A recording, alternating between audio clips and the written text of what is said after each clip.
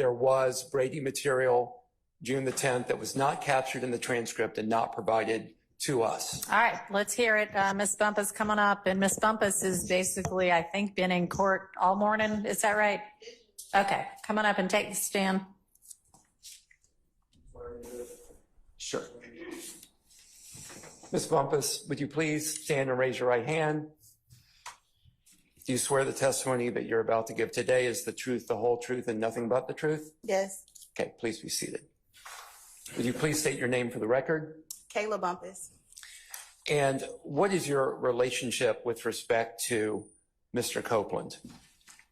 I previously represented him on criminal cases, but for purposes of this case, I was a stand-in attorney. And what was your intent in representing Mr. Copeland? To make sure that his rights were protected and to make sure that Jonathan Melnick was good to go. All right, let's focus on the discrete issue that is before the court, okay? Certainly. You were present in the June 10th, 2024 ex parte meeting, is that correct? Yes. Have you read the transcript to the ex parte meeting? Yes. I'm not sure if that is already an exhibit in this case, Your Honor. It is, it's a part of the record as a transcript. Okay. It's been filed in Odyssey into the case. Okay. So I don't think it needs to be an exhibit unless you want to make it exhibit for the purposes of this hearing, but it's in the record. Okay. I'll just be referring to that transcript. So have you read the transcript from the June 10th ex parte meeting? Yes. And does that reflect everything that occurred the morning of June the 10th during the course of your meeting? I believe that was in chambers. Is that correct? That was compound. Was that meeting in chambers? Where did that meeting take place? In chambers. In chambers. And was the ex parte transcript that you read a complete recording of absolutely everything that took place in chambers that morning? No. Could you please tell me, generally, when was there a time during the course of that ex parte meeting when y'all went off of the transcript? Clarify what you mean by that, when y'all went off. Was there a break in the proceedings at some point on the morning of June the 10th? Multiple breaks? Yes. And during one of those breaks, did you have occasion to speak to Mr. Copeland with someone else, someone from the states, the state present in the room? Yes. And when you had that conversation, that was off the record. That was without the transcript being transcribed. Yes. Let's clarify who is in the room at this point in time. Okay. Who is in the room? And again, let me just make clear on this. I only want you to speak about conversations that you had with Mr. Copeland that are not privileged, where, for example, someone from the state was in the room. Do you understand? For sure. Okay.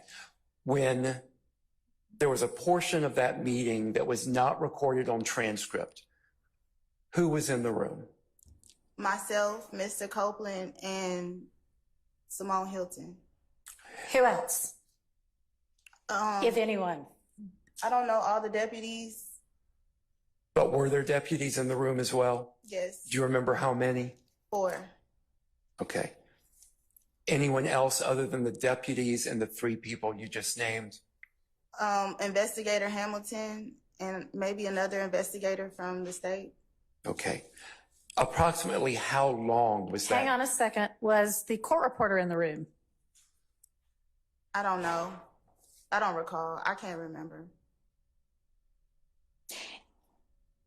And at what point during the meeting did this allegedly occur? Towards the end. If you had a copy of the transcript in front of you, could you show me where? Like, if you could get close, Judge. Okay. Do you have a copy for her? I don't have. Does anyone have a copy? I do not have a copy. Mine just disappeared. I don't know where mine went. Max, do you have one? I don't mind passing up, but it does have notes on it. Maybe not. Let's get a Okay. clean copy. Okay. What had just occurred, and then what occurred following it? What had just occurred prior to? What had just occurred was we had been meeting for a really long time, and I needed to go to the bathroom because I was stressed out. And Okay. when I went outside in the hallway, Simone was outside in the hallway, so I guess she didn't want to be in the room with Mr. Copeland while I stepped out. That's all I can think of. So she was outside. She met me in the hallway, and she said, Okay, hang on before you get into what anybody said. So y'all are in chambers. Like, paint the picture for me. You're in chambers, and then and what happens for you to then leave chambers to go to the restroom? I needed a break. Okay, and so you leave chambers, Yes. and Miss Hilton leaves chambers. I don't know when she left because when I left, she was still in there. But when I came from the bathroom, she was in the hallway.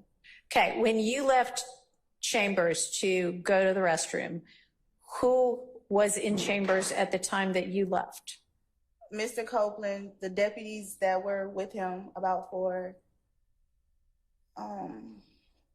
Miss Hilton, the investigators from the DA's office, the judge, and the court reporter. Okay, so you took a bathroom break. Yes. And as far as you know, you left, and then you have no idea when or if anybody else left. But when you came back, Miss Hilton was in the hallway. Yes. All right. Well, then that's not the part we're talking about. No. Well, I think it leads up to the part we're talking about, and that interaction with Ms. Hilton may Okay. be relevant to where we're about to go. All right. Could you please describe the exchange you had with Ms. Hilton in the hallway? So she asked me, I think I get what you're saying. I think I get what you guys are trying to say. And if he's trying to do what I think he's trying to do, then that's not going to work. And I said, well, I don't know what you're referring to, but I guess we can come back in and you could talk to him about it. Okay. And so when you said you can come back in the room and talk with him about it, was there any further exchange in the hallway? No. What happened after that? We go back in the chambers, Excuse me, we being you and Ms. Hilton. me and Miss Hilton. You go back into the chambers, and then would you say again who was in the chambers when you went back in? Well, Mr. Copeland had then went to the restroom, so it was just me and Miss Hilton in chambers, and then they bring him back in. Did you and excuse me, I don't mean to cut you off if you hadn't finished. No, then the same other people. Okay. When you and Ms. Hilton were in the chambers prior to Mr. Copeland returning, did you and Ms. Hilton have any further conversation in the chambers? No. Okay. When Mr. Copeland. Hang on. So you and Miss Hilton go back into chambers. Do you go back? I mean, chambers is, there's an anteroom where the judicial assistant sits. There's a staff attorney's office. There's the judge's office. Where are y'all? The judge's office? Yes. Okay. And when you and Miss Hilton go back to the judge's office, there's nobody else there but the two of you? And probably the investigators from the state. You don't remember? Well, the deputies had to take Mr. Copeland. Okay. Yeah. So Mr. Copeland was gone. Yeah, he was in. Was the court reporter there? Yeah, she was there. Was the judge there? If you remember. I don't remember if he was in there. Did you ever request an ex parte meeting with the judge? No. To your knowledge, did Mr. Copeland ever request an ex parte meeting with the judge? No. Okay. How did this meeting come about? I was down here, and when I got here, the courtroom was closed. There was no one here, and so I contacted Mr. Chamberlain, and he came down. He told me to call him when I got in the courthouse. So I called him when I got in the courthouse, and I was right here. And he came down and got me, took me upstairs. Okay. Were you ever told why you were going upstairs? I was never told why I was going upstairs, but once I got upstairs, I thought I was upstairs because that was the only place I could talk to Mr. Copeland. Okay. At what point did you realize that you were being made part of an ex parte meeting? When Brian got up there and said it. When what? I'm sorry. Brian Who's Brian? Attorney Steele Okay. got up, and that was the first time I really realized that anything had happened, because I had been sitting there and I did not realize what was happening. Where are you? I thought you had just been brought upstairs to Judge Glanville's chambers. But it was never a time where they said, "Oh, we're about to meet." They literally just start talking. So Mr. Steele's there? no, the first time I realized what had happened was when Mr. Steele made his motion in court. Okay, so you were in chambers with Judge Glanville and Miss Hilton. And Miss Love, correct? What I'm saying is, You answer the question that I am asking you. You were in chambers with Miss Hilton and the judge. I'm sorry.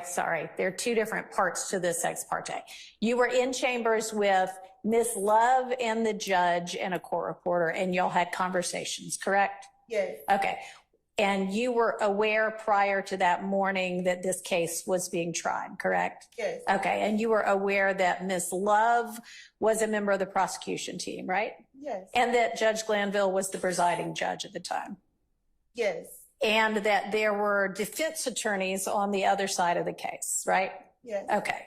And so when you went into the meeting, you could see that there were no defense attorneys present, right? No, but what I'm saying is, I didn't know I was going into a meeting. Ma'am, I understand.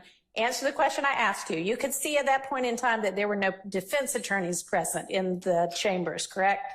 Yes, Okay. So at that point in time, you knew this is a meeting with the prosecution and the judge and no defense attorneys, right? what I'm saying is, Ma'am, answer the question I am asking you. I didn't realize it was a meeting. Okay. So at the point when people started talking, let's call it a meeting at that point in time. Okay. Okay. And so you knew that the defense attorneys weren't there then, right? Yes. Okay. And so you knew it was an ex parte. If you knew the term ex parte. Yes, I Okay. know. Go ahead. Did Kenneth Copeland ever say, "I killed Nut," while Simone Hilton while you were in there? Can you ask the question again? Did Kenneth Copeland ever say to Simone Hilton, "I killed Nut"? No, Did Kenneth Copeland ever say to Simone Hilton, "I killed Donovan Thomas"? no, Did Kenneth Copeland ever say that he killed anybody to Simone Hilton? no, Did he say any of those three things in Simone Hilton's presence and hearing, to your knowledge? Can I answer that with a non-yes or no question, Judge? With a what? With an explanation, because he didn't say yes, or he did not say I killed, but he said, "You cannot tell me what I did or did not do." Okay. That's the extent that he said. Yes. Okay. When you spoke about someone asking the sheriff to turn off their body cameras, was that Miss Hilton? Did you say Miss Hilton told the sheriffs to turn off their body cameras? Did I hear that wrong? You heard that absolutely wrong. Please tell me who it was. I clearly said Deputy Brown. Thank you. Thank you for clearing that up. You're welcome. You testified earlier that Mr. Copeland said something akin to, I can claim all of this. Did I hear you right? Yes. Okay. And who was he talking to? And Simone. okay. And did you know, or did he ever make clear what all of this was that he was talking about? I believe he was referring to everything that, Wait, that's not the question. It wasn't what do you think he meant. It was, did he ever make clear? he said everything in this case. He said the words, "everything in this case." I don't know if those were his words verbatim, but that's what he said. Was the court reporter there when that happened? I don't know. This was an off the record conversation. Okay, so it was off the.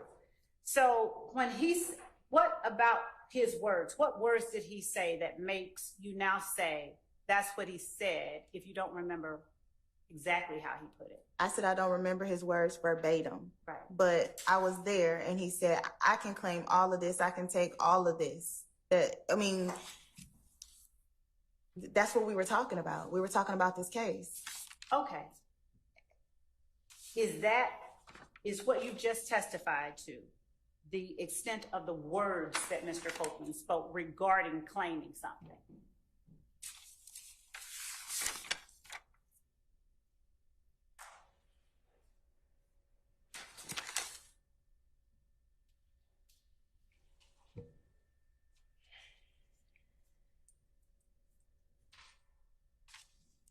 Can you repeat the question? Yes, ma'am. It's what you just testified about, the extent of the words Mr. Copeland spoke about claiming something. I don't want to say that is a complete lead to the extent, because he said it over and over. He said it various ways. He changed the way he said it. So The conversation finishes. How does everybody get back in the room? And how is it that y'all go back on the record? Give me the details of that. she just we just finished the off the record conversation, and just Simone just says everybody can come back in, and then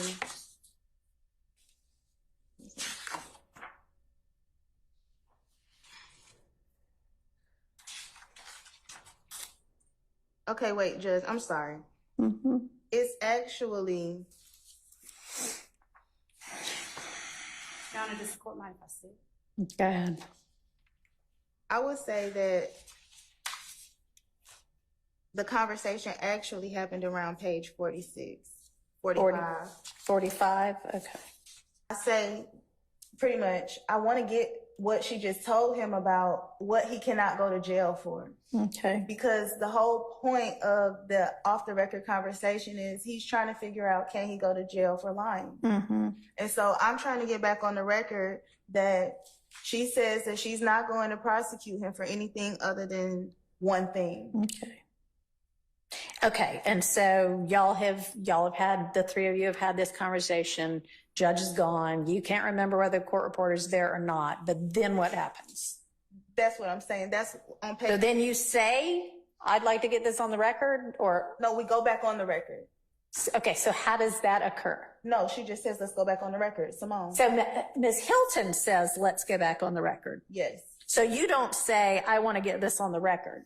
No, I just do my best to get it on the record when we go back on record. It's in the. Oh, I see what you mean. You say, you don't mean, I'm really trying to get this on record. You mean Miss Hilton says, all right, let's go back on the record. And then you try to like give a rendition of what occurred. Yes. Okay.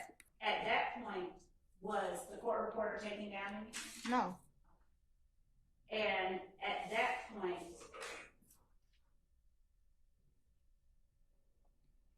did the court give any indication, did the judge give any indication that he was paying attention to it, whatever it was? I can't answer that.